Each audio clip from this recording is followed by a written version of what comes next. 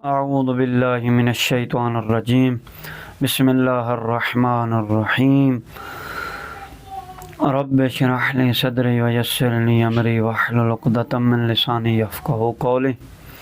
آج میں ایک ایسی خصلت، ایسی عادت، ایک ایسی بری عادت کے بارے میں بیان دینے والا ہوں کہ جو انسان کے جو ہے آخرت کو خراب بھی کر سکتی ہے اور دنیا کو خراب بھی کر سکتی ہے، اور یہ شر ہے ہر چیز کی کہ یہ حدیث